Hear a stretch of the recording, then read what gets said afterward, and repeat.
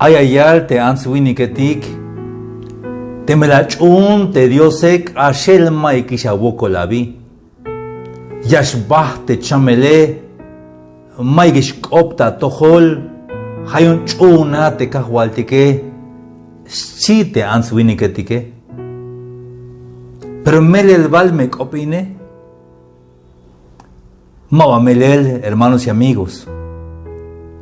Aunque me achunes kahwaltik, aunque me achunes la voz tantas tohol te kahwaltike, siempre yashtal te chamel o te wokoli tabalumilali. Como chichba que totik, su ayotik to tabalumilal. Hayun la yal te kahwaltik de San Juan 16:33. La calve yeshaik opetikini. Yuhich me yakatas la malik inalta tohol. Tabalumilal yamakata wokolik. Chitekah waltike, pero ayuk mesmuk la botanik. Como tzalohish hon te balumilal chitekah waltike. Estas cosas os he hablado para que en mí tengáis paz. Y ascan islam malikot antik. Islam malik inalkawai, aunque haya wokol.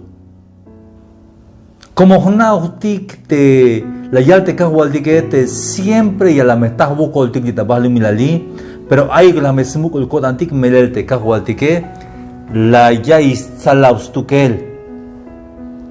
Ni hauk te lagel y salotik te mechuneti te kahwaltike. La yalte apóstol Pablo te kushinele ha Cristo abi. Te me waihba que tale o te lagele mabatzalel, sino que jun ganancia, huishkun dik abi. Para mí el vivir es Cristo y el morir es ganancia. Chite apóstol Pablo. Hayun ayuk mesmuku lavo tantas tohol te kahwaldike. Aunque haya wokol, aunque haya tachamel, jame yasmuk ulina wo tante kahwaldike, te yayuhis salaustukel.